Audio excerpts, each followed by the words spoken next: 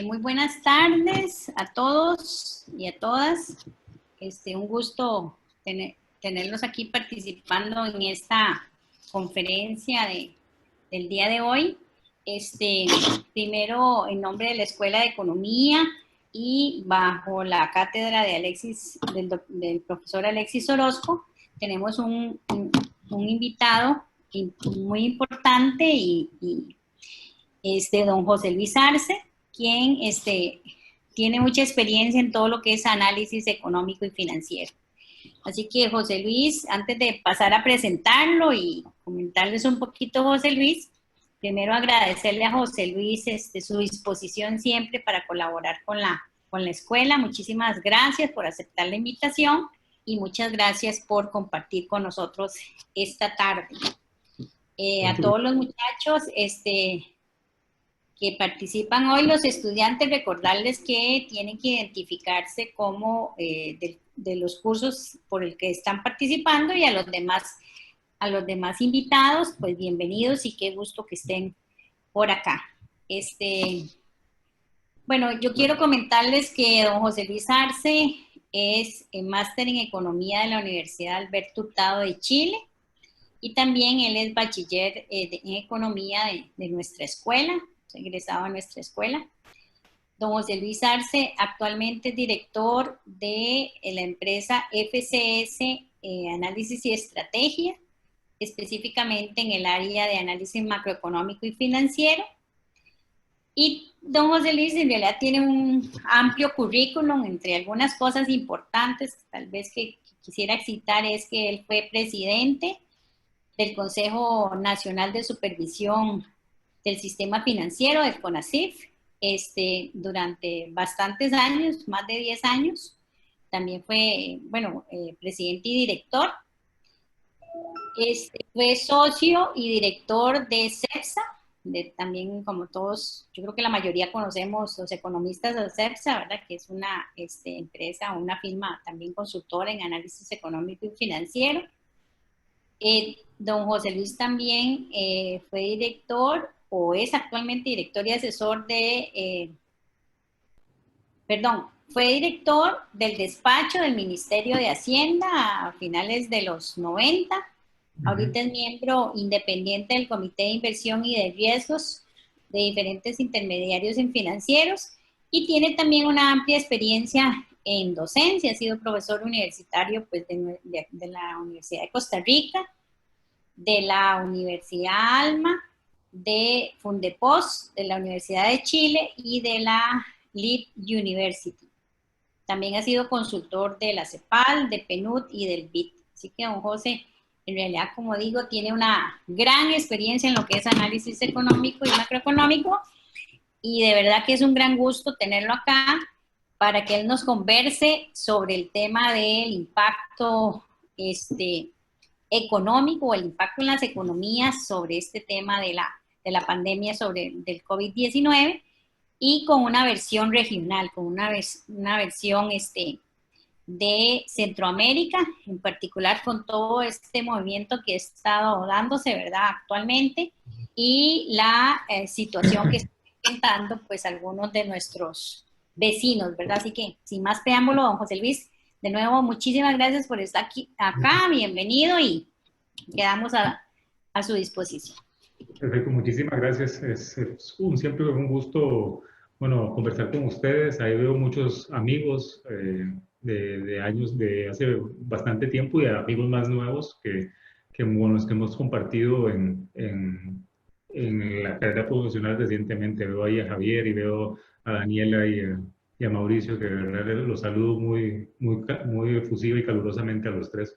Son grandes profesionales y además buenos amigos, aparte de ustedes en la escuela, obviamente, que siempre me invitan que me invitan, y que la verdad con mucho placer colaboro con ustedes en estas conversaciones con colegas y dentro de la universidad. Como lo estabas planteando, un poco la idea de la presentación es básicamente tratar de dar una primera aproximación a cuál es el impacto que la COVID-19 tendría o tendrá sobre América Central. Es un ejercicio, digamos, bastante especulativo, en el sentido de que hemos tenido que hacer un análisis más o menos detallado, estructural de la región para poder tratar de entender cuáles podrían ser las implicaciones que esta crisis va a tener sobre cada uno de los países del área. Entonces, un poco la idea de este ejercicio es identificar cuáles son las debilidades, las vulnerabilidades y las fortalezas de cada país y tratar entonces de estimar de alguna manera cuál podría ser el impacto que va a tener esta crisis en los países del área. La presentación la hemos dividido en 5 partes. Primero, vamos a partir conversando un poco cuál es el impacto de la crisis a nivel internacional muy rápido. No queremos profundizar mucho en ese tema, sino más bien como plantear cuáles son los 2 o 3 aspectos básicos del entorno externo que pueden tener implicaciones sobre las economías regionales. Luego, antes de empezar ya con la materia de la presentación, quisiera hacer muy rápida referencia a la estructura, por lo menos en términos generales de la región, porque los centroamericanos a veces no dimensionamos de qué es Centroamérica cuando estamos hablando, ¿no? No dimensionamos no solo su tamaño en términos relativos, sino también, por ejemplo, las diferencias que hay entre los países. Y particularmente en el caso de los costarricenses, que somos bastante chauvinistas en realidad en la región, ¿verdad? También muchas veces se nos olvida, por ejemplo, cuáles son los rasgos económicos principales de los países vecinos, ¿verdad? Y además la importancia que tienen en términos económicos, no solo desde el punto de vista de exportaciones, ¿verdad? Sino en general para la dinámica económica interna. Luego vamos a hablar un poco de cuál es el punto de partida que toma esta crisis a la región, es decir, cómo estaba la economía centroamericana antes de esta crisis. Y ya las 2 últimas partes de la presentación son justamente cuál sería el impacto de este shock pandémico, ¿verdad? en en las economías regionales. Entonces, esa es un poco la agenda de hoy para tratar de recorrer en los próximos 40, 50 minutos más o menos de lo que teníamos pensado. Como les había planteado al principio, es un ejercicio bastante especulativo, ¿verdad? Es un ejercicio, hay mucha incertidumbre en las economías en general y en incertidumbre además en variables o en temas claves, en particular la duración, por ejemplo, de la crisis sanitaria o la duración de las medidas de distanciamiento social y de confinamiento, que son básicamente el driver principal de los efectos económicos en el plazo inmediato. Y por lo tanto, entonces, estos datos que les voy a presentar tenemos que verlos con una gran pizca de sal, ¿verdad? Y con mucho cuidado, en el sentido de que pueden estar sujetos a cambios permanentemente en las próximas semanas. Cambios, como les digo, vinculados principalmente no solo con el hecho de que vamos a ir recibiendo información ya acerca de los impactos reales sobre algunos indicadores económicos que apenas estamos observando en términos muy iniciales con algunos datos de producción, de exportaciones y de registros fiscales en el área centroamericana, sino también porque la causa principal de los efectos económicos de esta crisis sanitaria está relacionada fundamentalmente con la duración de las medidas de distanciamiento social y el impacto que tiene eso en el gasto y la oferta de las economías, y eso todavía no sabemos exactamente cuánto va a durar. Y ese es obviamente una variable clave. Entonces, por eso les digo, tenemos que tomárnoslo con cuidado, ¿verdad? Cuando hablamos del impacto económico de la pandemia sobre la economía mundial y sobre las economías en general, tenemos que, diría yo, tal vez la forma más clara de entenderlo es revisando este gráfico que ustedes ven, estos 2 gráficos que ustedes ven a la derecha de su pantalla. La curva de arriba creo que todas la conocemos bastante bien. Es una curva epidemiológica. Básicamente lo que mide es la cantidad de personas que están padeciendo una enfermedad en un momento en el tiempo. Y básicamente la mayor parte de los problemas macroeconómicos que estamos experimentando en el corto plazo están asociados básicamente con que la estrategia para combatir la COVID-19, que es una enfermedad que entre sus características relevantes para el tema económico es que tiene una altísima tasa de contagio, la estrategia más efectiva y la más generalizada en materia de control, digamos, de la expansión de la enfermedad en las poblaciones de los diferentes países es tratar de aplanar esta curva mediante medidas de distanciamiento social y confinamiento.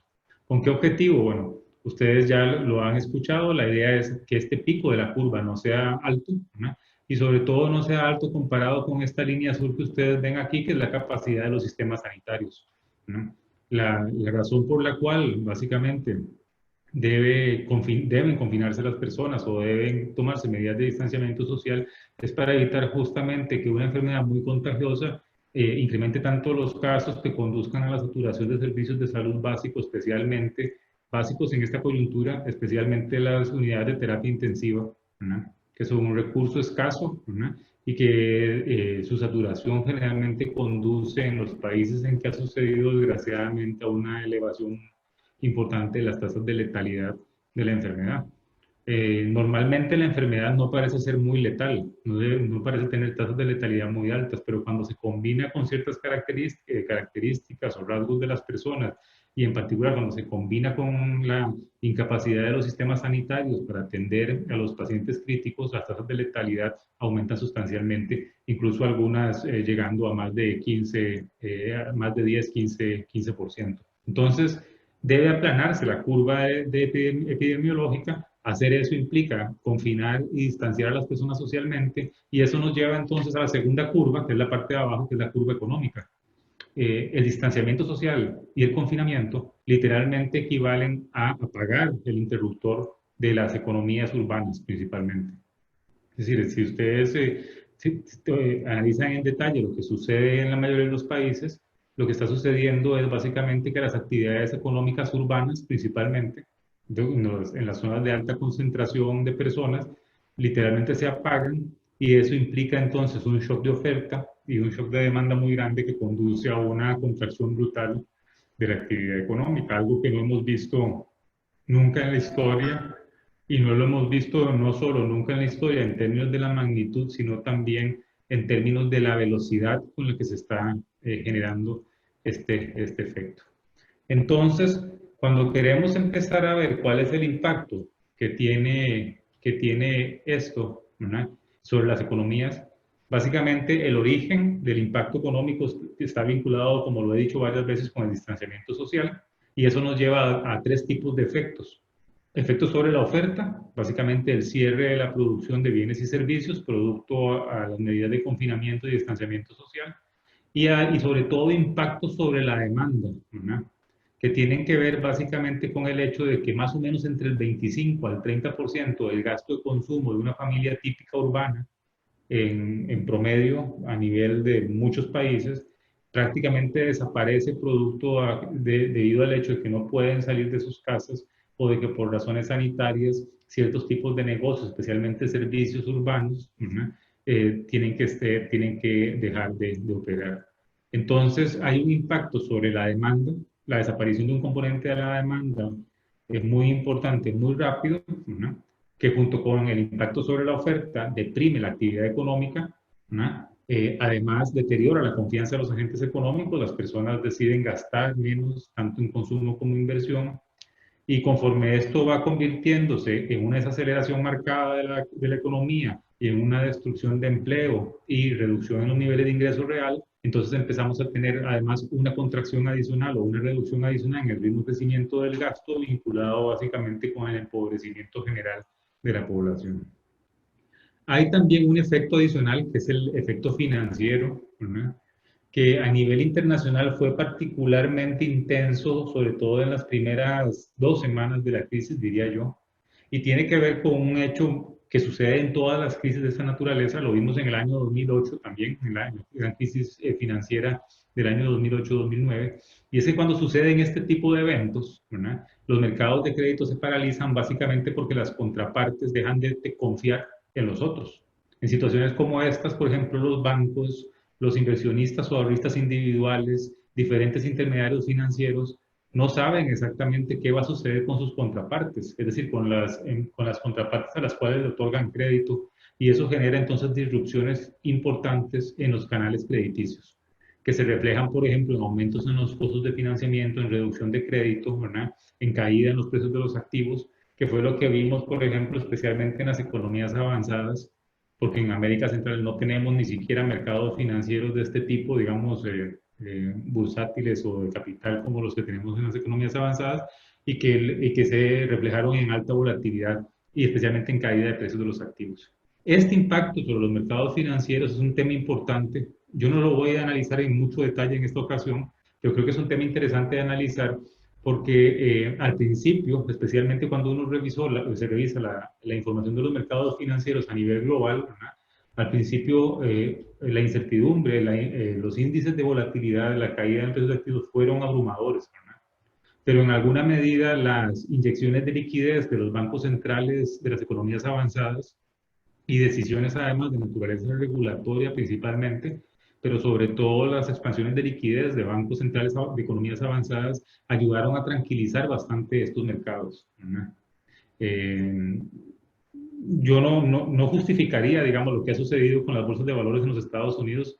Es muy difícil justificar lo que suceda con los precios de los activos en esos mercados, porque en realidad a veces están muy digamos, disociados de las realidades económicas específicas de los países por otros tipos de factores, especialmente vinculados con expectativas. Pero yo creo que un hecho clave, digamos, que ayuda por lo menos a contener los riesgos financieros de esta crisis a nivel global, fue sin duda la reacción de los bancos centrales muy rápida y muy intensa, ¿verdad?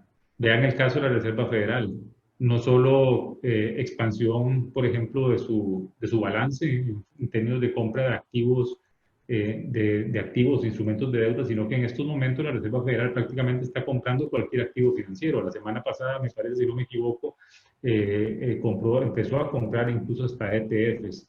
Y eso sin duda ha ayudado, digamos, a reducir un poco la volatilidad. No a corregir, no a hacerla desaparecer todavía, pero sí a reducir la volatilidad y un poco los temores de que esto se convirtiera muy rápidamente y con mucha certeza en una crisis financiera, que nos llevaría a un escenario muy distinto, digamos, del que estamos previendo ahora, por lo menos a nivel global. A nivel de macro, a nivel mundial, ¿no? Entonces, los efectos son básicamente una contracción muy grande en la actividad económica de este año, ¿no? Hay todavía mucho debate sobre cuál va a ser la forma de la recuperación.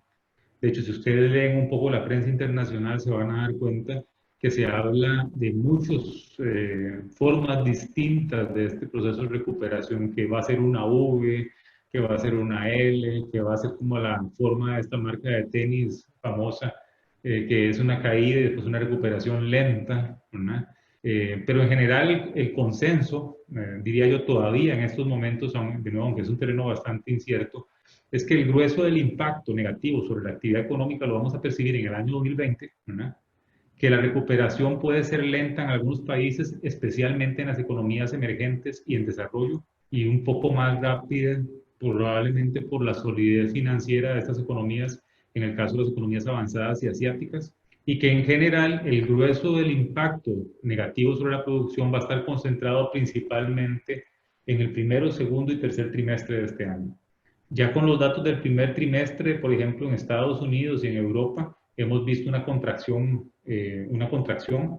El segundo trimestre va a ser algo brutal, es decir, probablemente vamos a ver caídas del Producto Interno Bruto en términos interanuales en Estados Unidos y en Europa de más del 15-20%. De hecho, una estimación, por ejemplo, el Banco de Inglaterra hace unos días estimaba una caída de más de 30% de la producción durante el segundo trimestre de este año. Pero en general, en un escenario en donde el confinamiento se va relajando a partir del tercer trimestre o como va pasando el tiempo, eso nos llevaría básicamente, nos estaría llevando a una contracción grande de la actividad económica en prácticamente todas las regiones del mundo, 5,9% en Estados Unidos en el año 20, 7,5% en la eurozona, 2,3% en América Central, esta es una estimación de nosotros, y 1% de contracción en los mercados emergentes y en desarrollo, que es una estimación del Fondo Monetario Internacional. Esto desde el punto de vista regional, lo que significa básicamente es que uno de los motores que mueven estas economías, que es la demanda externa, es decir, las exportaciones de bienes y servicios, va a estar afectado muy negativamente por la reducción de la demanda, especialmente en las economías avanzadas y especialmente en Estados Unidos y Europa, que recuerden que son los principales socios comerciales de América Central. Con excepción de Panamá, casi no tenemos exportaciones ni de bienes ni de servicios a Asia, ¿no? Aunque sí hay un componente importante de las importaciones regionales que provienen de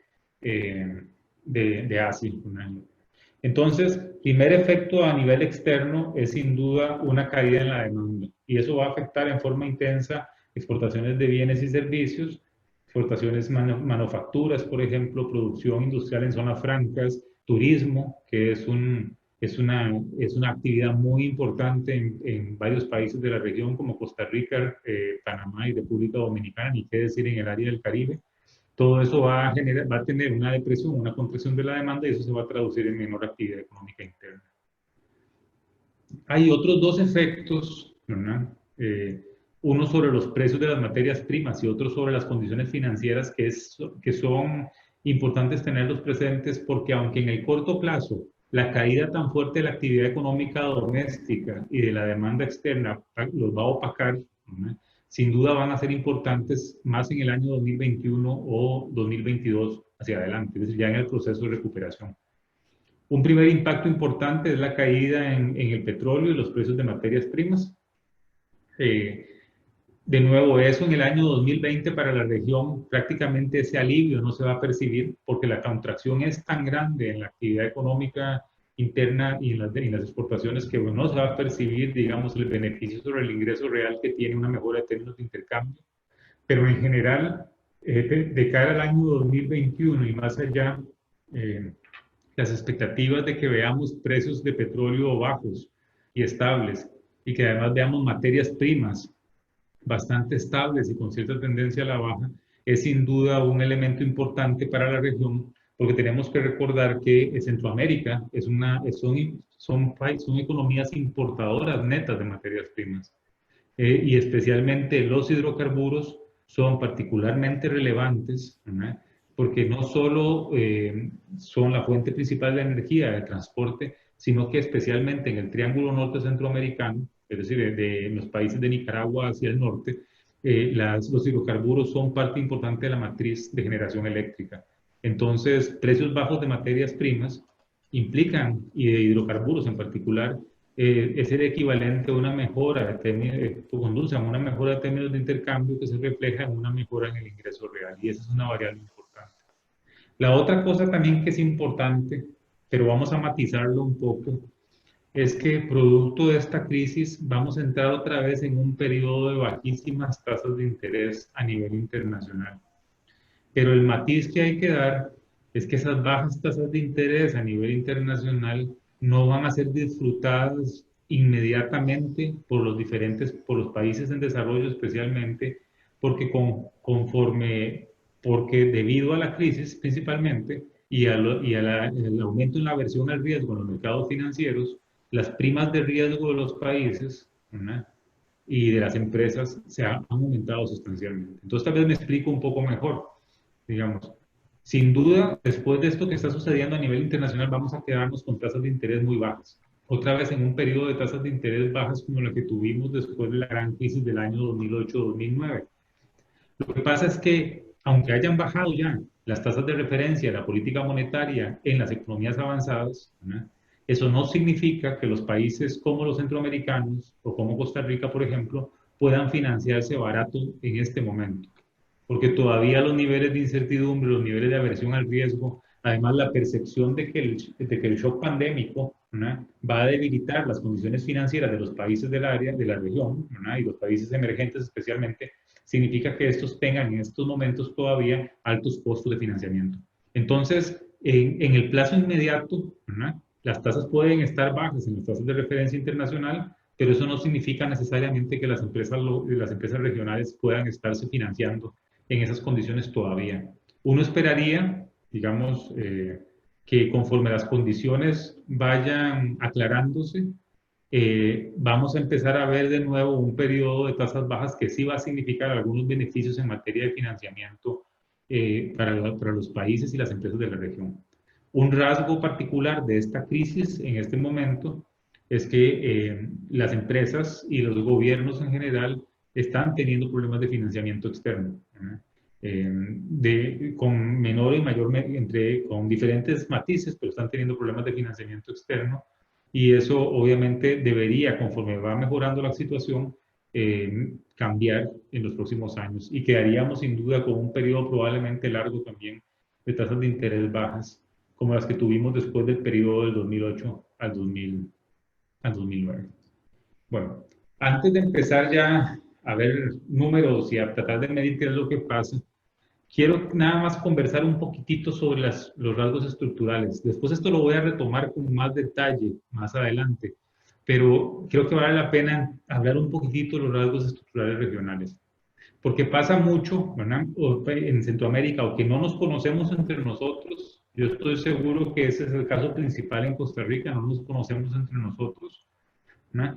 O también muchas veces los que sí nos conocemos, ¿verdad? Tendemos a agrupar la región, ¿verdad? Y no nos damos cuenta que hay diferencias importantes entre los países que es conveniente tener presentes. Primero tenemos que empezar entendiendo que se trata de economías pequeñas y abiertas, son muy dependientes del comercio exterior. Sus vínculos más estrechos son con Estados Unidos, que es nuestro principal socio comercial regional. En prácticamente todos los países es más del 30 hasta el 45% de las exportaciones van hacia los Estados Unidos. El segundo socio comercial es la misma región centroamericana. Esa es una cosa importante, incluso para países que tienen una estructura de comercio o de exportaciones bastante diversificada como Costa Rica, ¿no? El mercado centroamericano es relevante, es el segundo o tercer mercado de importancia en la región para Costa Rica. Y para la región, por ejemplo, la zona del Triángulo Norte, para poner un ejemplo, es decir, el Triángulo Norte, Guatemala, El Salvador y Honduras, pero principalmente Guatemala y El Salvador, son economías muy integradas desde el punto de vista económico. El comercio de mercancías, especialmente productos manufacturados, industria ligera, industria agroalimentaria, es muy intenso y muy importante, y entonces la misma región constituye un socio comercial muy importante para cada uno de los países del área. Con excepción de Panamá, que en donde China sí es importante por el comercio de servicios, especialmente el transporte marítimo, ¿no? Asia en general no es un socio comercial importante. Nuestro comercio gravita básicamente entre Estados Unidos, la misma América Central y Europa, ¿verdad? Y nuestro comercio es además diferenciado, ¿verdad? Ese es un tema importante tener presente. Nuestro comercio, por ejemplo, con los Estados Unidos es principalmente manufacturas, ¿verdad? Y principalmente manufacturas producidas bajo regímenes especiales como zonas francas. Nuestro comercio con América Central son esencialmente también productos manufacturados, pero especialmente alimentos, ¿verdad? Es un comercio agroalimentario principalmente, ¿verdad?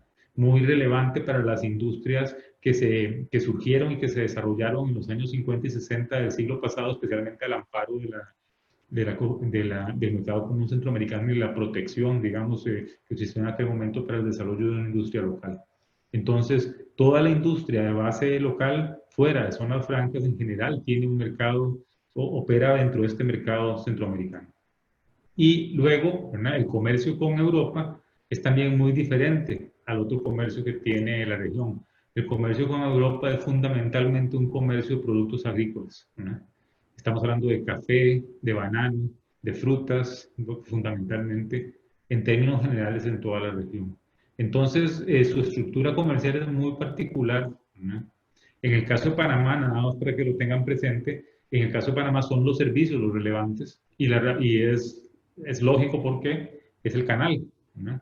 El canal de Panamá es el espacio, digamos, en donde se mueve una porción muy grande de la carga mundial y principalmente una porción muy importante de la carga mundial entre Asia y los Estados Unidos. Y Asia y los Estados Unidos en términos de productos manufacturados y también entre Asia y Sudamérica como productor de materias primas. Los países sudamericanos son esencialmente exportadores de materias primas y recuerden que el mayor foco de demanda de materias primas es Asia fundamentalmente. Entonces, por el canal de Panamá ha habido normalmente un tráfico muy importante de barcos cargados de productos manufacturados que van a los Estados Unidos, a la costa este de los Estados Unidos, y de barcos también que pasan por el canal cargados de materias primas producidas en América del Sur que van hacia China. Entonces, Panamá en particular sí tiene un peso mucho más importante en las exportaciones de servicios provenientes de China. Los mercados financieros regionales son muy primitivos, digamos, los mercados financieros en América Central son esencialmente mercados bancarios. Estamos hablando de bancos muy sencillos, bancos que lo que hacen es captar depósitos y prestar a empresas y familias. Prácticamente no hay mercados de valores, prácticamente no hay mercados de activos, ¿verdad? Y ese es un tema importante porque a diferencia de lo que pasa, por ejemplo, en un país como México, como Chile, como incluso Colombia, ¿verdad? En donde cuando existe una crisis o se presenta una crisis como la que estamos teniendo, vemos rápidamente una caída muy rápida una caída muy acelerada en los precios de los activos, en las acciones, que lo que refleja básicamente es la salida de capitales extranjeros del país que están invertidos generalmente en este tipo de activos, ¿no? En América Central eso no pasa porque ni siquiera tenemos bolsas de valores, ¿no? No tenemos bolsas de valores en el sentido, por ejemplo, que tienen estas otras economías regionales o los mercados emergentes. Eso tiene una ventaja en estos contextos porque los flujos de capital externos, en el caso de América Central, fluyen a través del sistema bancario internacional. Entonces son flujos un poco más lentos. Al final terminamos siendo afectados por ejemplo, por la reducción de los flujos de capital internacionales, pero no con la velocidad ni con la volatilidad que podrían padecer, por ejemplo, países que están más integrados financieramente. Y es una característica de la región que vale la pena tener presente. Por eso es que no vemos en la región no solo caída de precios de activos, porque no tenemos mercados accionarios, por ejemplo, sino también es muy común que en estos momentos de crisis no veamos mucha volatilidad cambiaria. Algo que sí sucede, por ejemplo, en otros países con mercados financieros más desarrollados, donde hay más volatilidad cambiaria asociada básicamente con los flujos de capital.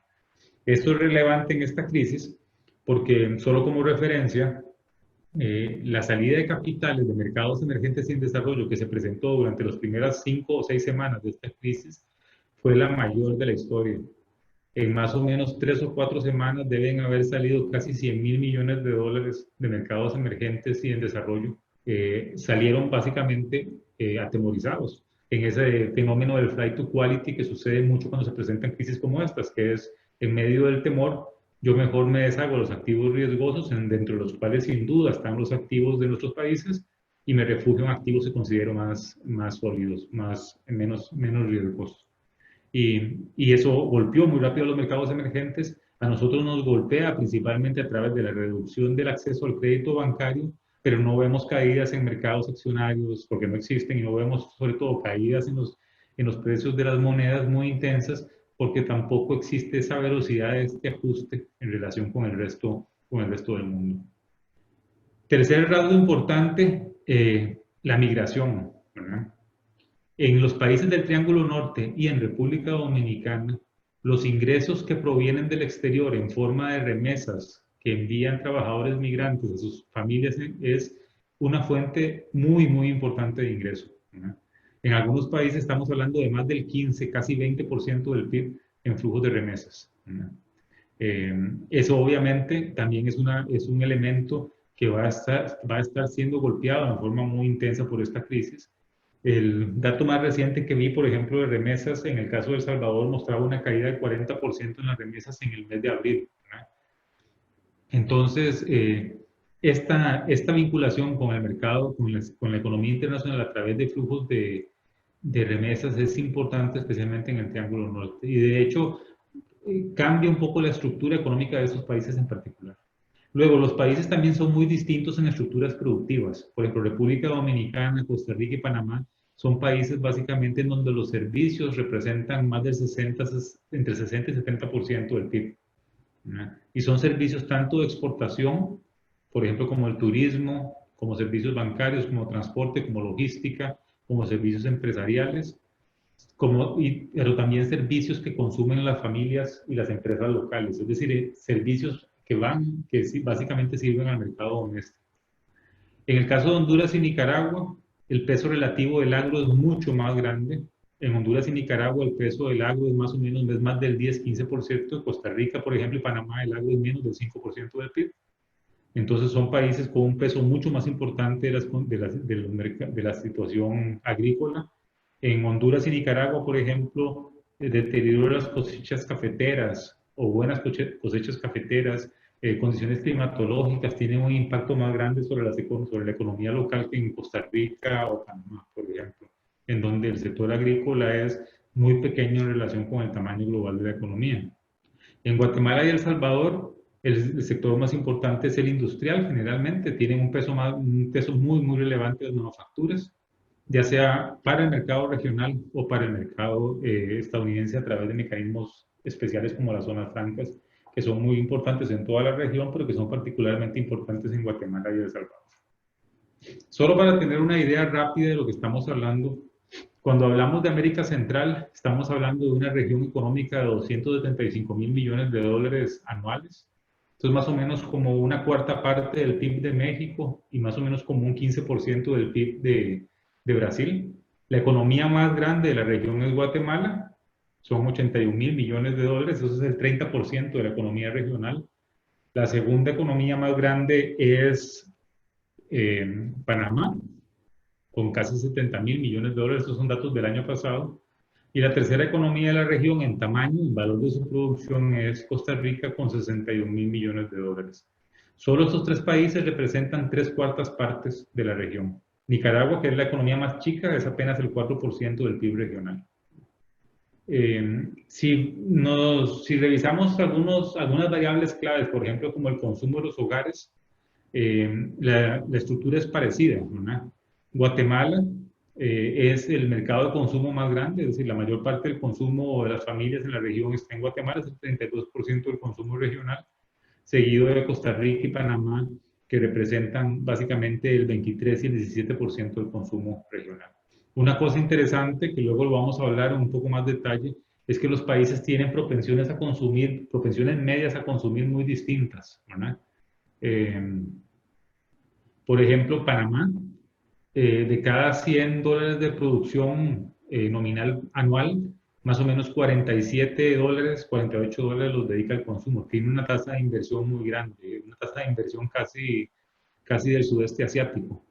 Mientras que, por ejemplo, en El Salvador, de cada 100 dólares de producción anual, el gasto de consumo representa más o menos el 85%. Es decir, más bien tienen tasas de consumo muy elevadas, que en gran parte están relacionados con el fenómeno de las remesas, que luego vamos a conversar un poquito más en detalle sobre eso. En términos de población, más o menos, un poquito menos de 3/4 partes de la población centroamericana habitan en el Triángulo Norte. Es decir, Guatemala, Honduras y El Salvador representan un poco menos del 65% de la población total y es Guatemala la economía más grande en términos de población con más o menos 18 millones de personas. Ahora ustedes más o menos se van imaginando a dónde vamos llegando, ¿verdad? La mayor parte de la producción se concentra en la parte sur de América Central y la mayor parte de la población en la parte norte de América Central. Entonces, estas disparidades nos llevan a diferencias muy grandes en términos de ingreso por habitante. En América Central, por ejemplo, tenemos dos de los países de más alto ingreso de América Latina, que son Panamá y Costa Rica. Se ranquean más o menos entre el quinto y el octavo lugar en América Latina de ingreso per cápita.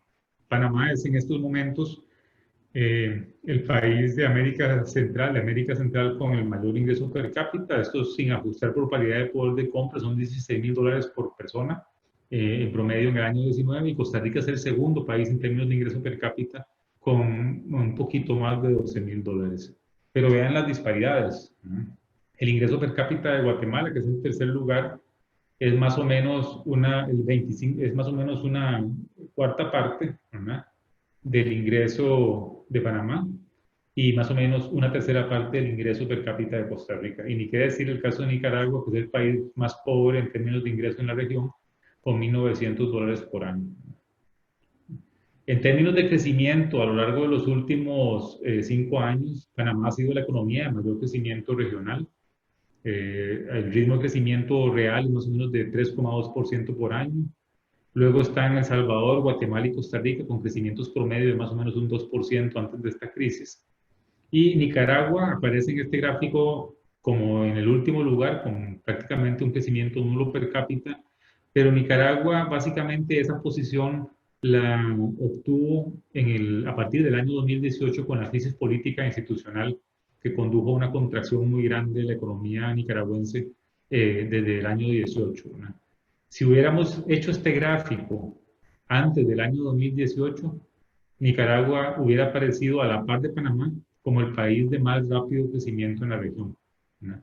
Fue la crisis política e institucional, ¿verdad?, básicamente el que la llevó a perder prácticamente, a dejar de ubicarse entre los países de liderazgo en términos de crecimiento, porque ciertamente Nicaragua, especialmente el año 2010 hasta el año 2017, registró ritmos de crecimiento bastante altos, ¿verdad?, en ese periodo.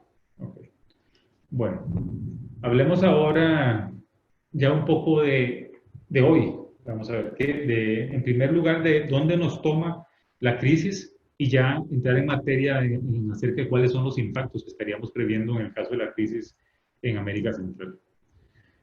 Usando algunas caritas tristes y felices, para resumirlo, yo diría, digamos, que desde el punto de vista positivo, los tres rasgos más favorables que muestran la economía centroamericana para enfrentar la crisis de la COVID-19 tienen que ver básicamente con balances y sectores externos relativamente saludables.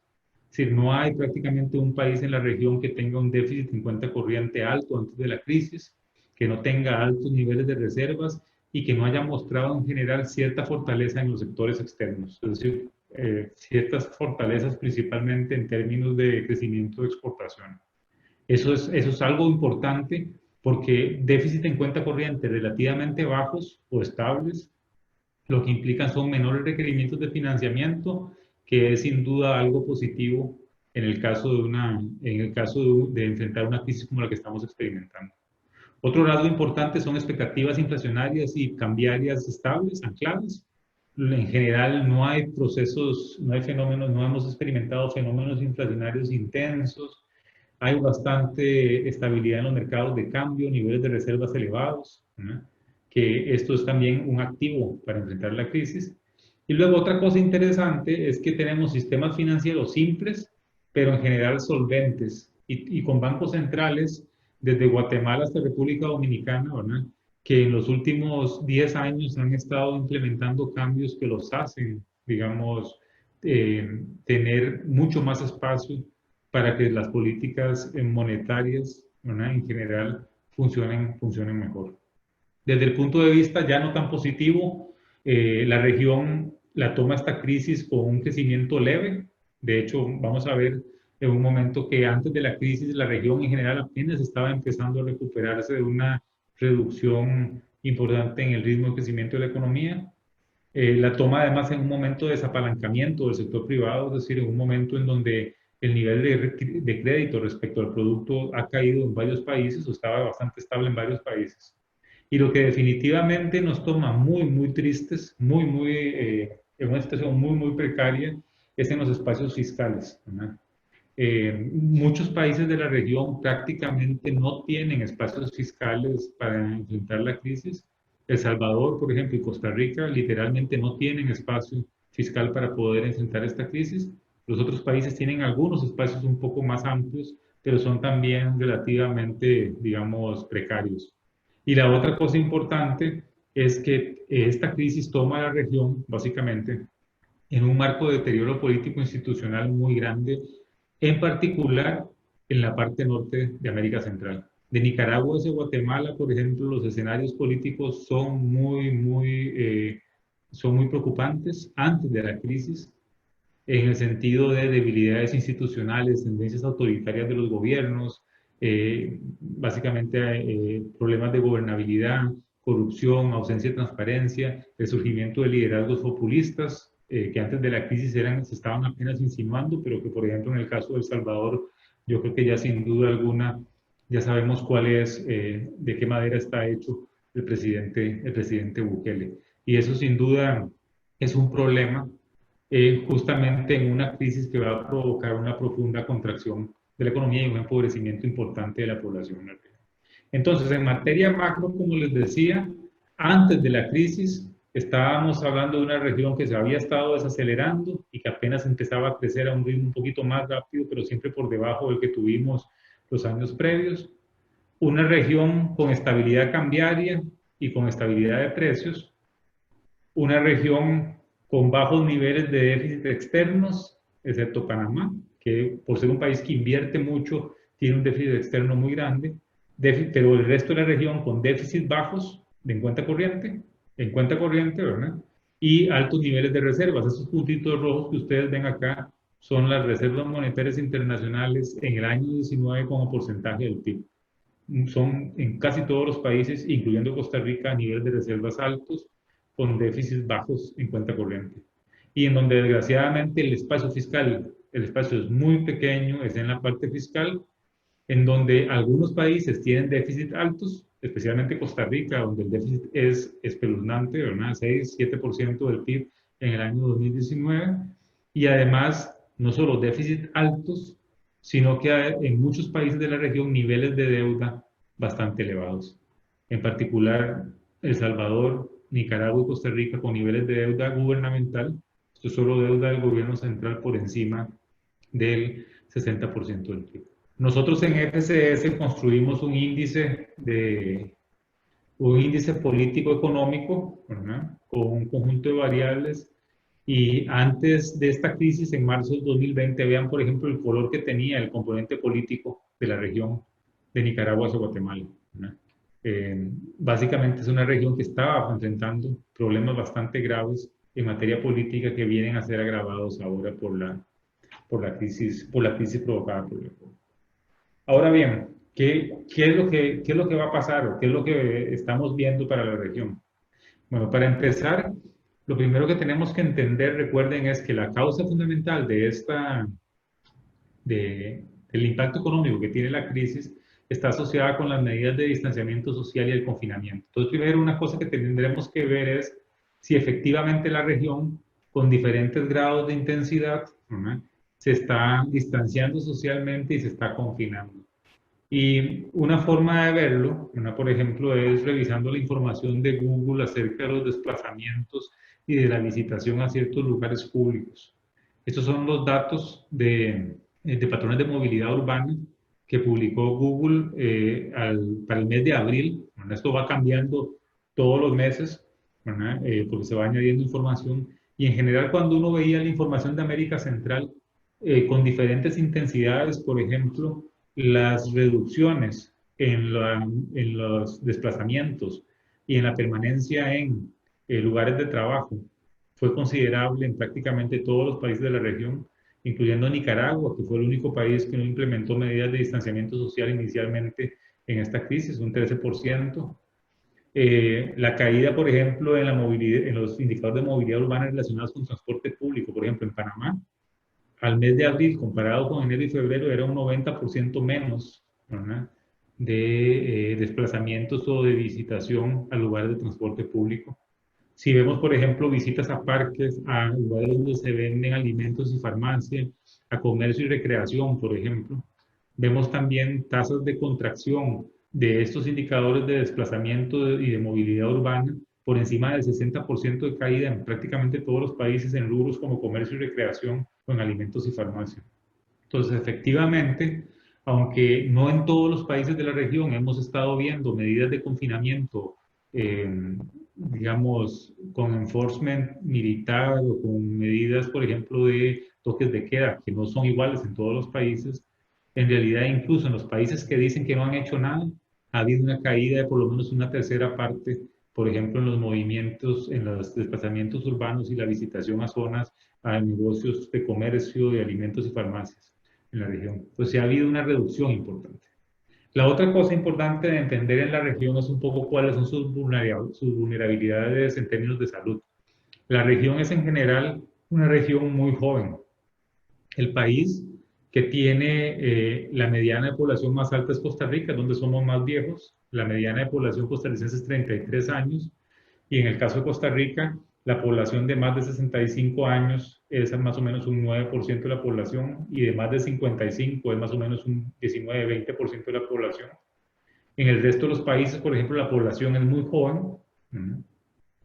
Es una región, además, que es muy vulnerable en términos de, digamos, carencias económicas, ¿verdad? Estos datos que ustedes ven aquí, pero ahí les voy a pedir que se concentren principalmente en el del lado izquierdo. Lo que mide es la distribución de la población total según estrato de ingreso per cápita. Y si ustedes ven ese gráfico, las primeros dos partes de la barra, de abajo hacia arriba, son personas que viven en condiciones de pobreza extrema y en condiciones de pobreza no extrema. Y en los países del norte, del Triángulo Norte Centroamericano, entre el 40 o más del 50% de la población son pobres o están también o viven en condiciones de pobreza extrema. Entonces estamos hablando especialmente en el Triángulo Norte, poblaciones jóvenes ciertamente, pero poblaciones muy vulnerables en términos de acceso a oportunidades, en términos de pobreza por nivel de ingreso. En materia de sistemas de salud, ¿verdad? En la región tenemos ahí también gran disparidad. Ciertamente todos los sistemas de salud han estado mejorando en términos relativos en los últimos años. Este índice que ustedes ven aquí a la izquierda es un índice de calidad y acceso a los servicios de salud que básicamente lo que mide es la efectividad con la cual los sistemas de salud de los países pueden evitar las muertes asociadas con 32 tipos distintos de enfermedades o de causas de muerte probables. Entre más efectivos los sistemas de salud, según este índice, son más efectivos, entre más baja sea la mortalidad o la letalidad asociada con esas 32 causas de muerte definidas como claves. Y si ustedes ven la tendencia de los sistemas de salud en la región, sin duda en todos los casos han ido aumentando. Pero, ¿verdad? Con excepción de Costa Rica y Panamá, que están ubicados más o menos en, alrededor del percentil 73, 68 a nivel mundial, que es un nivel alto, ¿verdad? El resto de la región están por debajo del percentil 50 a nivel mundial. Es decir, entre más alto el número, digamos, está mejor rankeado en este caso el sistema de salud. Entonces hay diferencias importantes. Hay diferencias importantes también en indicadores de capacidad del sistema de salud. Países como Guatemala, como Honduras, tienen un número muy bajo de médicos por habitantes, en contraste, por ejemplo, con Costa Rica, Panamá y República Dominicana. Y el número de camas hospitalarias, por ejemplo, también en algunos países, como especialmente como Guatemala y Honduras, son bajas en relación con países como Panamá y Costa Rica, que tienen, digamos, niveles, especialmente Panamá, niveles de camas por cada 1000 habitantes mayores. También hay diferencias muy grandes en los niveles de gastos de salud, ¿verdad? El gasto por habitante en salud en el Triángulo Norte Centroamericano está por debajo de los $300 por año, según el dato en el 2018. ¿Verdad? En el caso de Costa Rica y Panamá, el dato per cápita en salud es cercano a los $1000 por habitante. ¿Verdad? Por cierto, en el caso de Costa Rica y Panamá, la mayor parte de ese gasto es gasto público en salud. De hecho, si lo vemos porcentualmente, en Costa Rica y Panamá, el 73% y el 65% del gasto per cápita en salud es gasto público, ¿verdad? En contraste, por ejemplo, con Guatemala, en donde el 55% del gasto en salud es gasto esencialmente privado, ¿verdad? Gasto privado y ni siquiera asegurado privadamente prepagado, sino básicamente asegurado out of pocket. Eso lo que significa es que son gastos que se van haciendo conforme se van necesitando. A nivel general, digamos, las diferencias en términos de gasto de salud son muy importantes. Mientras países, por ejemplo, como Nicaragua, gastan más o menos $1.000 millones en salud en el año 2018, países como Costa Rica, Panamá tienen gastos en salud absolutos de más o menos 4.500, casi $5.000 millones. Y como proporción del PIB, ¿verdad? También tenemos diferencias importantes, ¿verdad? En términos regionales. Ahora, ¿cuáles son los impactos, digamos, que tiene la crisis en las economías de la región? Nosotros los hemos dividido básicamente en 3 aspectos. Impactos originados con el sector externo, que tienen que ver con las exportaciones de bienes y servicios. Aquí es muy importante el comercio de mercancías y especialmente el comercio de servicios y en particular el turismo, en donde Costa Rica, Panamá y República Dominicana son más vulnerables porque sus sectores turísticos son mucho más desarrollados. Y en el caso del Triángulo Norte, vinculado con el sector externo, una vulnerabilidad importante surge principalmente de las remesas familiares.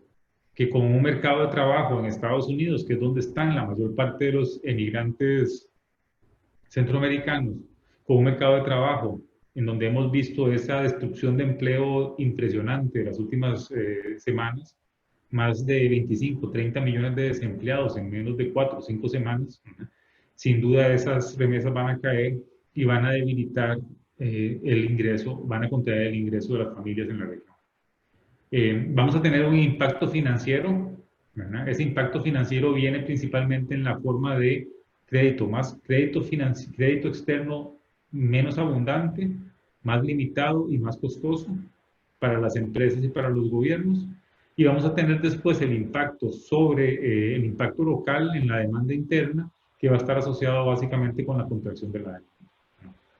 Si revisamos, digamos, las fuentes de demanda, ¿verdad? Básicamente lo que vamos a ver es caída en el consumo de los hogares, caída en la inversión muy fuerte, caída en las exportaciones de bienes y servicios, ¿verdad? Y eso nos va a llevar a una contracción de la oferta total importante en la región. Lo único que va a aumentar probablemente, lo único que va a aumentar es el gasto gubernamental, pero su peso en términos relativos es pequeño, ¿verdad? Y además en muchos países la expansión del gasto gubernamental, aunque sea financiado con déficit, no tiene multiplicadores muy fuertes, muy grandes, porque las condiciones financieras se deterioran al mismo tiempo que se expande ese gasto público y entonces en alguna medida estamos borrando con el codo lo que escribimos con la mano en materia, por ejemplo, de expansión de gasto financiado con déficit en la región, porque el deterioro de las condiciones crediticias básicamente se come cualquier ventaja que pueda tener esa expansión en términos de expansión del gasto, digamos, producto de esa expansión de mayores regulaciones gubernamentales. En la región, digamos, los países en donde el consumo representa la mayor parte de la producción es sin duda el Triángulo Norte. En países como Guatemala, El Salvador y Honduras, casi el 80% del PIB es consumo de las familias, ¿verdad? El consumo de los hogares es una porción más pequeña de la producción en la parte sur de la región y en República Dominicana. Todas las economías son economías abiertas, pero en particular son mucho más abiertas en términos relativos Honduras y Nicaragua, por ejemplo, que Guatemala, que es una economía en donde el comercio exterior representa más o menos el 45% del PIB, y un nivel parecido al de República Dominicana. El impacto, por ejemplo, de la contracción de las exportaciones de bienes y servicios va a ser particularmente intenso en países como Honduras, Nicaragua, Costa Rica y Panamá, en donde las exportaciones de bienes son más o menos en promedio, se acercan en promedio a un 40% del producto en esos países. Como les mencionaba al principio, la estructura de producción es muy distinta en la región. Los servicios son muy importantes, incluyendo el comercio, son muy importantes en el sur de América, en Costa Rica y Panamá, y en República Dominicana, y menos importantes en el norte de Centroamérica. La industria es muy importante, por ejemplo, en el Triángulo Norte, ¿no? Un poco menos importante en Costa Rica y Panamá. ¿No? Y el sector agrícola es particularmente importante en Honduras y Nicaragua, en contraste con Costa Rica, Panamá y República Dominicana. ¿Por qué es importante esta estructura productiva? Bueno, porque en teoría, por ejemplo, como las medidas de distanciamiento social son especialmente intensas y mucho más pensadas en la interacción que existe en zonas urbanas, economías con un peso agrícola mucho mayor, probablemente se van a ver menos afectadas en términos de disrupción productiva que las economías mucho más urbanas o economías de servicios mucho más urbanos. En ese sentido, sectores agrícolas en Honduras, Nicaragua, Guatemala y El Salvador probablemente le agreguen cierto soporte a la economía que, digamos, mitigue o que compense en alguna medida la caída que podríamos ver en las actividades de servicios, especialmente en las zonas urbanas. Y esa es un poco la razón por la cual nos interesa entender esos impactos. En materia de gasto de consumo, también es importante entender que los hogares de los hogares de la región en general tienen estructuras de consumo diferenciadas, pero que en términos promedio el confinamiento y el distanciamiento social lo que hace es impedir que más o menos entre el 25 al 35% del gasto de los hogares pueda realizarse.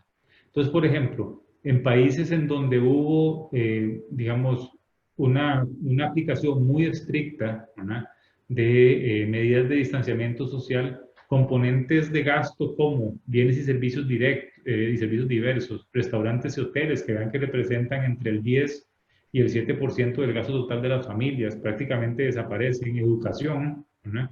También una porción importante desaparece, ¿verdad? De creación y cultura, por ejemplo, que es más o menos entre el 6 y el 4%, entre el 10 y el 4% del gasto de los hogares en la región, dependiendo del país. También esa recreación y cultura se desaparece. Y si uno empieza a sumar los diferentes componentes, lo que descubre básicamente es que durante especialmente el segundo trimestre de este año, más o menos entre el 25 al 35% del gasto va a verse erosionado o desaparecido básicamente por el tema del distanciamiento social. Y esa reducción en la demanda junto con la disminución de oferta es lo que nos lleva básicamente a la contracción de la actividad económica, que es un poco lo que les voy a mostrar ahora. Estas son nuestras estimaciones relacionadas con el crecimiento de la economía centroamericana. Nosotros estamos estimando una caída de más o menos un 2,2% en el PIB regional en el año 2020. En el caso de la producción, por lo menos en términos de tasas de crecimiento, esto equivale a suponer básicamente una recuperación relativamente rápida. ¿Por qué creemos nosotros que la recuperación en términos del producto va a ser relativamente rápida? Porque nuestro escenario parte básicamente de una recuperación también rápida en las fuentes de demanda externa. Entonces, nuestro escenario va a suponer un ensanchamiento de algo que es muy típico en la región centroamericana, que es la dualidad entre la producción que va hacia el mercado externo y la producción que va a atender la demanda local. Una recuperación relativamente rápida externa, especialmente en Estados Unidos y Europa, lo que va a significar es que las exportaciones de bienes y servicios, esas actividades que además han sido tradicionalmente dinámicas, se van a recuperar más rápido y eso va a jalar o alar en alguna medida el crecimiento de la producción regional mucho más rápido, de manera que en el 2021 prácticamente se va a haber cerrado toda la brecha de producto. Pero ojo con eso, ¿verdad? Eso no significa, por ejemplo, que las condiciones de los mercados de trabajo internas o que las condiciones de consumo de las familias en la región vayan a recuperarse tan rápido. Lo que significa es que vamos a ver ensanchada la brecha que ya hemos tenido en el pasado entre producción para el sector externo y producción para los mercados locales. Y ahorita vamos a ver eso con un dato un poco más específico. Prácticamente todos los países de la región, todos los países de la región se van a contraer en el año 2020. Algunos se van a recuperar más rápido. Nosotros estamos viendo las contracciones más grandes, en Nicaragua, en El Salvador y en Costa Rica. Son los tres países que vemos con las contracciones más acentuadas. Y el país con la contracción menor lo estimamos en Panamá, con una contracción de más o menos un 1%. En términos generales, la velocidad de la recuperación va a ser que cuando calculamos el crecimiento promedio del periodo 2021, vamos a ver que casi todos los países, ¿verdad?, con excepción de Nicaragua y El Salvador y Costa Rica, que prácticamente no va a tener crecimiento en el bienio 2021, los otros países sí tienen una ligera tasa de crecimiento positiva en el periodo 2021 promedio anual. Eso lo que significa es que buena parte de la región va más o menos a tardar 24 meses en regresar al nivel de producto que tenía al finalizar del año 2019. De hecho, nuestras estimaciones trimestrales, ¿verdad?, lo que nos muestran es una caída muy fuerte en el segundo y tercer trimestre de este año. Una caída, eso es un número índice. Si ustedes calculan la contracción, en casi todos los países estamos hablando de contracciones de entre 10 a 15% en el segundo trimestre del año 20 en relación con el segundo trimestre del año 19. También, si afinan un poco la mirada, se van a dar cuenta que en general el crecimiento de la región era moderado, ¿no? Es decir, si trazáramos una línea de tendencia aquí, veríamos que hubiéramos seguido creciendo hasta el año 2021 un poquitito, pero que lo que va a hacer la crisis, además de la contracción en el corto plazo, es básicamente aplanar, dejar muy flaco el crecimiento para los próximos años, para los siguientes años. En términos de ingreso por habitante, ¿verdad?, que es un indicador muy utilizado, ¿verdad?, en general, en el bienio 2021 lo que vamos a ver son contracciones muy grandes del ingreso por habitante. Las más grandes las observamos en República Dominicana, con una caída de 4,6% de ingresos por habitante, Nicaragua con 4,2%, Costa Rica 2,3% de caída en el ingreso por habitante y Guatemala con una caída de 2,7%. Es decir, es un empobrecimiento general de la economía, básicamente producto de esa contracción tan fuerte. Si vemos el consumo, ¿verdad?, que no voy a entrar en detalle en él, pero básicamente la idea un poco de ver el consumo es ver esa dicotomía o esa dualidad que de nuevo insistimos se va a ensanchar en el caso de la economía regional en estos años. Si vemos el consumo, vemos una contracción más grande que en la producción. Por ejemplo, observen ustedes que nuestra estimación de caída del consumo es de 3,2%, nuestra estimación de la caída de la producción era de un 2%. Eso significa que la demanda interna, que en su mayor parte es consumo, y además la inversión también va a contraerse en forma muy importante por la incertidumbre y las condiciones financieras este año, lo que vemos es una caída más grande que la producción.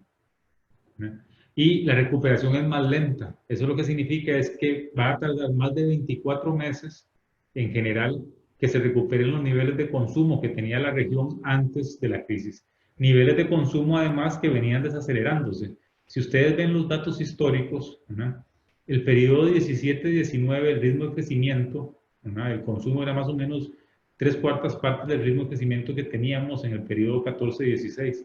Bueno, aquí lo que vamos a ver es una caída muy fuerte del nivel de gasto de consumo. De hecho, cuando lo comparamos, ¿verdad?, cuando hacemos la misma tasa de variación que les mencionaba antes del consumo bianual, ¿verdad?, lo que vemos es caídas más grandes, más fuertes en prácticamente todos los países a nivel de consumo per cápita, a nivel de consumo promedio, perdón, del periodo 2021. Cuando veíamos la producción, veíamos un pequeño crecimiento promedio en el bienio.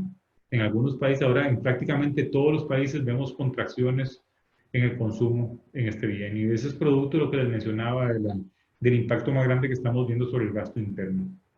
Trimestralmente vemos la misma tendencia.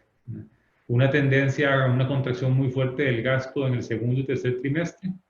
Esto además viene aparejado en todos los países con un aumento muy importante del desempleo. No he puesto en esta presentación datos de desempleo, pero solo para que se formen una idea. En el caso de Costa Rica, por ejemplo, nuestra estimación de desempleo para el segundo trimestre del 2020 es de más o menos 22,5% de la fuerza de trabajo, ¿no? Es decir, en otras palabras, básicamente una cuarta parte, más de una quinta parte de la fuerza de trabajo va a estar desempleada en el segundo trimestre de este año, según nuestra estimación en Costa Rica, y ese es un fenómeno que vamos a ver en prácticamente todos los países de la región. En materia de estabilidad, ¿verdad?, el fenómeno, el shock pandémico, en general lo que va a generar es el predominio de presiones deflacionistas. Al principio de esta crisis, algunos pensaban que podía haber una aceleración de la inflación producto del shock de oferta, ¿verdad?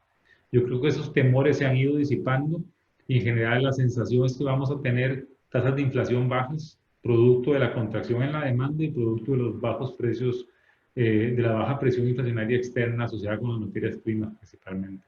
Eso va a llevar en general a inflaciones bajas en el año 2020 en prácticamente todos los países de la región, con diferencias regionales. Los países, por ejemplo, dolarizados tienen tasas de inflación históricas más bajas.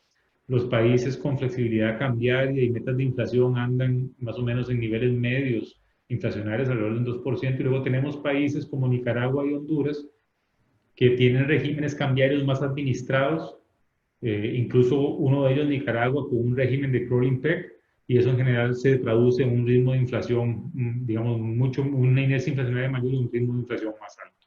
Entonces, en general, la inflación no va a ser un problema en la región. A nivel de mercados cambiarios y balances externos, en general, vamos a ver, el escenario cambiario para nosotros en la región es un escenario de depreciación. Nosotros creemos que un shock como el que va a enfrentar la región, que está caracterizado por caída de ingresos por exportaciones, caída de remesas y además restricción a los flujos de financiamiento externo, debería conducir a una depreciación real de las economías. Y de hecho sería deseable que las economías regionales se deprecien en términos reales porque esa depreciación real es un mecanismo de ajuste. Es una forma que tiene la economía, digamos, de poder enfrentar el shock asociado con la pandemia, ¿verdad? Y evitar, digamos, un impacto más intenso sobre el aparato productivo y sobre el empleo. En ese sentido, creemos que lo más probable es que veamos monedas que se deprecien en los próximos meses, ¿verdad?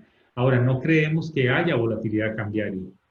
Creemos que en los países en donde hay eh, más flexibilidad en los mercados de divisas, vamos a ver fundamentalmente tendencias a la depreciación, pero no riesgos de volatilidad importantes, ¿verdad? Y ese es el caso de Costa Rica, de Guatemala, de República Dominicana. En el caso de Costa Rica, por ejemplo, nuestra estimación es de una depreciación de más o menos un 6% en el año, ¿verdad? Y en el caso de Dominicana, de más o menos un 8% en el año. En el caso de Nicaragua, que ustedes lo ven aquí con el mismo ritmo de evaluación anual que ha tenido históricamente, en el caso de Nicaragua es distinto. Digamos, en el caso de Nicaragua, eh, el riesgo cambiario está más en los controles asociados con la pérdida de reservas y de pérdida de depósitos en el sistema financiero que conduzca a controles cambiarios más que a una depreciación. Pero aún así creemos que en el caso de Nicaragua la situación es relativamente estable y por lo tanto no estamos previendo una crisis cambiaria en ese país. Y luego, sin duda, la variable que más se va a debilitar en la región es el tema del déficit, ¿verdad? Y es aquí donde surgen los problemas principales para algunos países, como el caso de El Salvador y Costa Rica, que son sin duda en la región quizás los dos países más débiles en materia fiscal. Si ustedes observan este gráfico, para todos los países de la región, el déficit en el periodo 2021 en algunos casos se duplica, ¿verdad? En el caso de Guatemala, que es en la región el país que tiene generalmente una trayectoria mejor de frugalidad en las finanzas públicas, el déficit prácticamente en relación con el periodo 17-19 se duplica. En El Salvador, que es junto con Costa Rica el otro país que vemos con mucha preocupación en materia fiscal, el déficit probablemente va a alcanzar 7% del PIB este año y el financiamiento de esa brecha va a ser muy difícil para El Salvador, ¿no? En el caso de Costa Rica, nuestra estimación más reciente es de un déficit este año fiscal a nivel de gobierno central de 9,5% del PIB. El año pasado fue 7% del producto y para el año entrante un déficit de 9% del PIB, ¿verdad? En el caso costarricense. ¿De dónde surge ese desequilibrio? Bueno, hay dos impactos asociados con la crisis, ¿verdad? Un primer impacto sobre la recaudación tributaria. Recuerden que nuestros sistemas tributarios básicamente graban o tasan el gasto, ¿verdad? Y es justamente el gasto, especialmente el gasto interno, que se va a contraer en medio de esta crisis. Entonces, probablemente durante el segundo, tercer y quizás cuarto trimestre de este año vamos a ver en la región centroamericana una reducción en los ingresos tributarios indirectos que va a hacer desaparecer una buena parte de la fuente de financiamiento del gobierno. Y el otro componente es el gasto, ¿verdad? El gasto sanitario de emergencia y además el gasto en términos de instrumentos de subsidio a las familias que están siendo, o a las empresas que están siendo afectadas por la crisis. Esas dos cosas combinadas van a llevar a déficit altos. Déficit altos que su principal problema es que tienen que ser financiados, ¿no? Y estos déficits tienen que ser financiados a través de dos mecanismos principalmente. Uno es conseguir financiamiento externo, que en esta coyuntura va a ser financiamiento básicamente multilateral. Casi todos los países de la región ya han ido a tocar la puerta de organismos e instituciones financieras internacionales y están obteniendo recursos por esa vía. Y algunos de ellos, los países, digamos, con mejor calidad crediticia y con mejor acceso a los mercados, incluso se han atrevido, por ejemplo, a buscar recursos en los mercados privados a través de emisiones de deuda, bonos, como el caso de Guatemala y como el caso de Panamá, que lo lograron de hecho recientemente. En general, el tema principal es el financiamiento de este déficit. Si no se consigue el financiamiento externo, estos países van a tener que buscar los recursos para financiar sus déficits en el mercado local. Y al hacer eso, lo que van a provocar básicamente es estrujamiento del sector privado, que esa es otra de las consecuencias por las cuales, o las razones por las cuales el crecimiento del gasto creemos nosotros que va a ser tan débil, va a ser más débil el gasto interno. Y es que la principal cicatriz de esta crisis, creemos nosotros, en el plazo relativamente inmediato, va a ser un deterioro de las condiciones crediticias locales, producto de la necesidad de los gobiernos de financiarse más intensamente en el mercado local. Eh, Aunque tiene matices distintos, ¿verdad? En general toda la región va a tener un deterioro importante fiscal. Países, digamos, con una trayectoria más sólida en finanzas públicas como Panamá, como Guatemala, ¿verdad? En general van a sufrir menos estas consecuencias, pero otros países, incluyendo desgraciadamente Costa Rica, que está muy débil en esta situación, va a padecer bastante por esta vía. Bueno, y ese es básicamente el escenario que les quería presentar. Creo que sobra decir, por ejemplo, que si este era nuestro escenario de riesgo en el mes de marzo, ¿no? Obviamente hoy ese escenario es mucho más negativo, ¿no?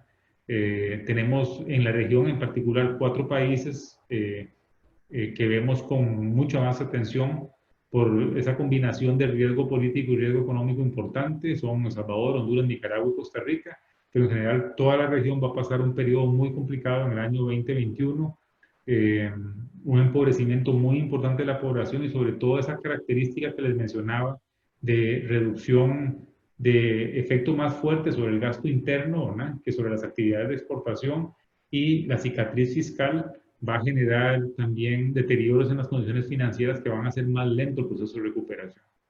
Yo termino por acá. No sé si, supongo que tendremos algún periodo de preguntas, pero con mucho gusto cualquier pregunta que surja, trataremos de responderla. Sí, muchas gracias, José Luis. Excelente todo ese panorama, todo el recorrido que hizo de esta situación, ¿verdad? En realidad todos sabemos que se está vislumbrando una un gran impacto para todas las economías, pero usted nos hizo ese panorama general, ¿verdad? Que me parece súper valioso. Ahora sí, abrimos para un ratito de unos 5 a 10 minutos de preguntas, entonces los que tengan consulta las pueden hacer por el chat. Nada más me dicen que quieren hacer una pregunta y yo le podría ceder la palabra. Entonces, por favor, si tienen comentarios o preguntas, son bienvenidos en este momento.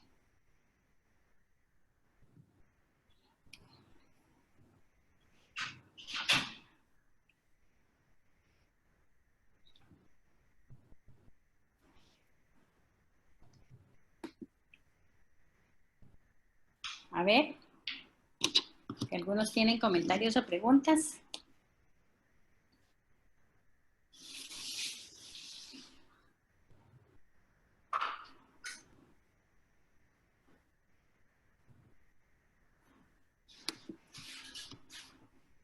¿Nadie tiene ningún comentario? Yo creo que todos quedamos un poco impactados, ¿verdad? Porque ya tenemos pues nuestras Esta ideas. situación es bien, es decir, es algo sin duda nunca visto, ¿verdad? Es un momento interesante para aprender también. Digamos, por experiencia les cuento que estaba dando un curso de, ¿cómo se llama?, mercados financieros y banca, y coincidió justamente con esta crisis, y al final decidí casi que cambiar todo el programa, ¿verdad? Y más bien ir día a día viendo qué es lo que estaba pasando, porque creo que era más entretenido y además más ilustrativo que seguir, que seguir el programa inicial, porque además cayó de perlas, ¿verdad? Una crisis financiera en ciernes con acciones de los bancos centrales. Entonces, es un momento histórico muy interesante. Saquen el jugo a sus profesores y lean mucho, porque en realidad es un buen momento para aprender. Muy bien, bueno, aquí no tengo preguntas. Si alguno puede, perdón, aquí tengo, sí, Milagro, por favor. Lo que no sé es si tengo audio. Sí, tiene. Sí, ya te estamos escuchando. Sí, bueno, muchísimas gracias por la presentación. Me gustó mucho esta visión esta visión general y también las diferencias, marcó muy bien las diferencias que hay entre los diferentes países de Centroamérica. Yo tengo como dos preguntas o dos temas que están relacionados. Uno tiene que ver con cuál es la predicción de qué tan rápido se va a recuperar Europa, Estados Unidos y cómo eso influye en la predicción para el año 2021, ¿verdad? Un poco como ver lo que está detrás en términos de qué tan optimistas serán esos escenarios en esos dos países, bueno, en esos dos grupos de países, y luego el otro tiene que ver un poco con el papel que podrían tener las economías asiáticas en términos de comercio internacional, que tal vez en este momento no es algo que la región esté muy enfocada en ese comercio, pero podría haber un potencial. Entonces, un poco esos dos temas. Muchas Sí, gracias. Y muy gracias, bueno. Isabel Cristina. Muchas gracias. Muy buenas preguntas. Son muy buenas preguntas. Yo creo, vamos a ver, a mí me parece que el escenario, me parece que el escenario de recuperación en el caso de Europa y Estados Unidos va a ser relativamente rápido, ¿verdad? Porque a diferencia, va a ser relativamente rápido debido principalmente a dos razones, ¿verdad? Uno es, bueno, que desde el punto de vista epidemiológico, por ejemplo, la enfermedad eh, no debería producir o no produce daños, no produce efectos fuertes sobre los mercados, sobre la población económicamente activa de esos países y que no debería haber o no hay destrucción, por ejemplo, de capital, sino que lo que hay es esencialmente una pausa, ¿verdad? El riesgo más grande que había en Estados Unidos y Europa era, en mi opinión, era el de una crisis financiera. Y eso, una crisis financiera derivada de la crisis del shock pandémico. Y eso me parece que, aunque uno no lo puede descartar totalmente, ese temor se ha ido, digamos, conjurando conforme va pasando el tiempo. Entonces, yo creo que eso plantea la posibilidad de que la recuperación en el caso de Estados Unidos y Europa sea relativamente rápida. Eso sí, obviamente condicionado principalmente a que las condiciones sanitarias permitan un reinicio, digamos, de actividades antes del finalizar el segundo semestre de este año, más o menos pausado, ¿no? Un cierto reinicio de actividades. Eh, la experiencia de Asia en la recuperación es en alguna medida alentadora, ¿no? La recuperación que está teniendo la economía china después de la crisis experimentada en los meses de enero y febrero, me parece a mí que da una cierta esperanza en relación con lo que puede suceder en economías avanzadas, no así en las nuestras. Las economías en desarrollo y los mercados emergentes van a quedar mucho más, digamos, afectados en una forma un poco más, durante más tiempo en esta crisis, ¿verdad? Pero creo que se van a recuperar. Asia, digamos, ustedes lo vieron en la proyección del Fondo Monetario Internacional, va a crecer mucho menos de lo habitual, pero es uno de los países que pareciera que va a tener un impacto menor sobre el crecimiento. Creo yo que ahí pueden haber oportunidades, pero me temo que el comercio centroamericano hacia esa región no puede cambiar tan rápidamente, ¿no? Como para sustituir un destino por otro, ¿no? Entonces, en esa parte soy menos optimista. Creo que desgraciadamente no tenemos casi vínculos comerciales en exportaciones con Asia y por lo tanto entonces ese crecimiento no nos va a apoyar tanto, ¿no? Me parece a mí. Muchas gracias, Milagro, y a José Luis. Y tengo a don Juan Rafael Vargas que quiere también hacer una pregunta. Gracias, directora. Eh, no digo nada sobre la exposición porque José Luis sabe lo que yo pienso y la directora también, entonces me ahorro esa parte. Dos preguntas específicas a países. El 10 de mayo en Guatemala celebran el Día de la Madre y se tiraron a la calle, pero porque como el nuevo presidente es médico y tenía un cierto criterio de límites y lo demás, Guatemala lucía muy bien, pero el Día de la Madre, si me permiten la expresión mexicana, le dio en la madre a los logros del sector salud y ahora están con una situación semejante a la de Chile, con unos cierres muy fuertes. Incluso a los supermercados pueden ir 2 días a la semana porque los supermercados están cerrados. Es decir, eso de nuevo ni en Chile ni en ningún otro país se había visto. Entonces, ahí me parece, y don José Luis, que tiene más cercanía con los datos, yo esto lo vi por prensa. El otro tema, que es muy aburrido, que es muy reiterativo, es el tema de que cada vez que el vecino del norte, y yo los quiero mucho a los habitantes de ese país, pero ¿cómo se llama? Cada vez que tienen un problema, sale una dificultad con Costa Rica. Y en este caso, alguna gente en Costa Rica y alguna gente en Centroamérica hasta pensarían que la visión de Nicaragua es la correcta. Costa Rica está impidiendo el comercio, pero es que Costa Rica, me parece a mí, y yo no soy epidemiólogo, no puede hacer otra cosa porque los logros que se van, y por cierto, está creciendo, hoy volvió a crecer el número de contagiados, pero aún así se mantiene en buen nivel. Entonces, me parece que ahí hay una dificultad, y de nuevo me gustaría oír la consideración o la opinión de don José Luis. Y la tercera tiene que ver con algo que él mismo dijo, y yo quiero decir que sería muy bonito que la Escuela de Economía pensara cómo este marco, hacer un poco lo mismo que hizo don José Luis sobre la marcha en su curso, que es reflejar en todos los cursos que se preste. Si hay un curso de inglés o un curso de matemáticas, pues obvio que no, ¿verdad? Pero habría una serie de cursos en los que yo digo diferenciales de epidemiología podrían ser útiles.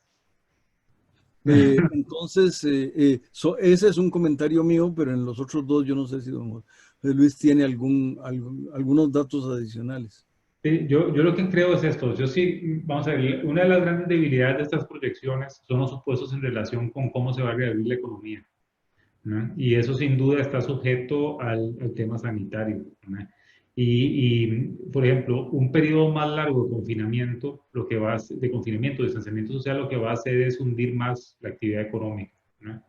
Y entonces, por lo tanto, estas tasas de contracción que suponen básicamente un periodo de 4 a 8 semanas de distanciamiento social muy intenso, con un periodo paulatino digamos, no sé si de recuperación de la palabra, sino más bien de levantamiento de restricciones, podría quedarse corto en la contracción. Y esos son riesgos que tenemos todos los países, ¿no? Porque la tasa de contagio de la enfermedad es muy grande, y además la interrelación entre las economías va dejando en claro que el movimiento a través de fronteras es muy importante. Vean el caso del transporte centroamericano, ¿no? Que es el que estaba sucediendo con el caso de Nicaragua. Yo me temo, digamos, que el escenario futuro, ¿verdad? Puede terminar siendo uno en donde vamos a estar encendiendo y apagando la economía por periodos durante los próximos 12 a 24 meses, ¿verdad? En ese escenario, entonces, ahí quizás las estrategias de los países van a tener que ser distintas.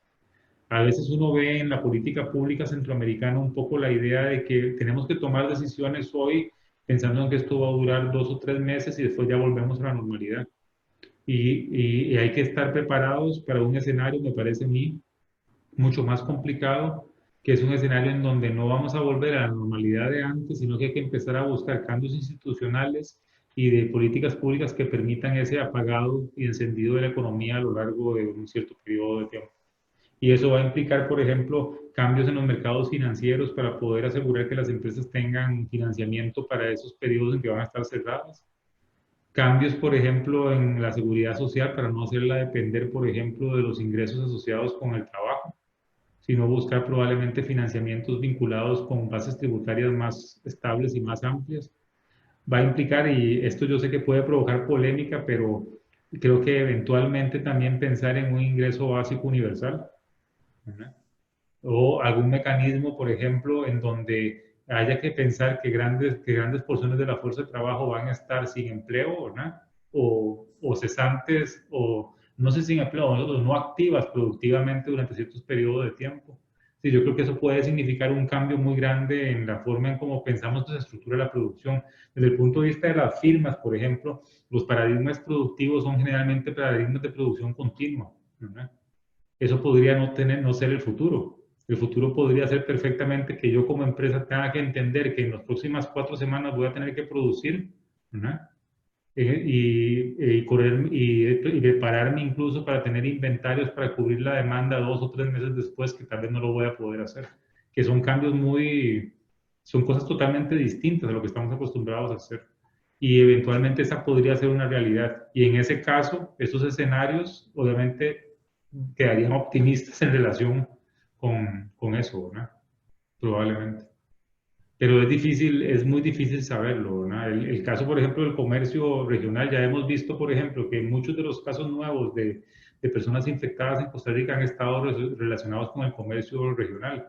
Pero por otra parte, ese comercio regional tenemos que encontrar la forma de redefinirlo y de encontrar mecanismos distintos para que siga operando, porque es crucial no solo para el abastecimiento de la demanda local, sino también para la industria regional y costarricense, ¿no? Entonces hay que encontrar alguna forma de asegurarnos que esa no sea una fuente que extienda el contagio, ¿no? Ser muy cuidadosos, ¿no? José Luis, ahí en el chat, uno de los estudiantes puso una pregunta, está relacionada con esta última del caso de Nicaragua, que dice, ¿cuál es el papel de las relaciones políticas entre Costa Rica y Nicaragua y qué tanto podría agravar el efecto de la cadena de suministro y por lo tanto el precio de los bienes de consumo básico? Ese es un riesgo importante, digamos. Vamos a ver, si las fronteras en Centroamérica se cierran y si la frontera con Nicaragua se cierra, digamos, ya sea de facto o porque se toma una decisión política de hacerlo, el costo para la industria local es muy grande, ¿verdad? Y sin duda habría, digamos, no solo problemas de abastecimiento de ciertos alimentos, en el caso de Costa Rica y en la región, sino que también, como ellos lo están planteando, me parece de manera muy apropiada, también problemas de cadena de suministros, porque mucha producción, por ejemplo, de empaques, de productos plásticos, de materias químicas, de productos químicos que se utilizan en la producción de otros bienes, provienen del resto de la región centroamericana, o también nosotros los proveemos al resto de la región centroamericana. Entonces, una disrupción del comercio centroamericano a mí me parece que sería muy grave y también profundizaría la contracción. Lo que yo esperaría es que haya algún mecanismo para poder, digamos, establecer una forma de que ese comercio se mantenga, pero yo creo que va a ser inevitable que con costos, ¿verdad? Va a haber costos adicionales, porque cualquiera de las medidas que se tomen, por ejemplo, como la idea del desenganche de las cargas, que por cierto es muy poco realista, porque vamos a ver, este no es el comercio entre México y Estados Unidos, en donde por restricciones laborales en Estados Unidos un camionero mexicano no puede llevar la carga a los Estados Unidos, sino que desengancha su carga en la frontera y ahí un camionero estadounidense se lo lleva al destino final. Aquí, en primer lugar, los transportistas son informales, ¿no? Entonces, por ejemplo, desenganchar la carga no es realista porque el furgón, digamos, es propiedad del transportista, ¿no? Y no va a permitir, digamos, no se lo va a dar a otra persona, digamos, para que se lo lleve. Y en segundo lugar, ni siquiera tenemos infraestructura para poder facilitar ese desenganche en las fronteras. Entonces hay que encontrar algún mecanismo y va a haber que encontrarlo que a la fuerza, digamos, es irreal pensar que vamos a poder permitir el flujo comercial como antes. Hay que encontrar una forma de corregir el problema, ¿no? Entendiendo que va a haber costos adicionales y esos costos van a ser tiempo y costos que van a encarecer las importaciones temporalmente, esperemos que temporalmente, ¿verdad? Pero este tema sí es muy grave por las implicaciones que tiene para la industria y para el consumo local y regional, ¿no? Bueno, creo que esa era la última pregunta. De nuevo, felicitarlo, José Luis, porque estuvo muy, muy interesante y además, como siempre, súper clara la exposición, todo el abordaje que usted hizo. Muchísimas gracias. Fue en realidad muy, muy importante tanto para nuestros estudiantes como, por supuesto, para los docentes y otros invitados que nos acompañan. De nuevo, Muchísimas gracias. Nos están preguntando si luego podríamos compartir, si es posible, Sí, claro. la presentación, que nos la La pase usted ahí presentación. por PDF. Y sin más, ¿verdad? Agradecerle y ahí seguimos en contacto. Claro que sí, con mucho Con gusto. todo y que usted y su familia se mantengan siempre muy bien. Igual, ojalá que Hasta ustedes luego estén. y buenas noches para todos. Buenas noches. Pasen bien.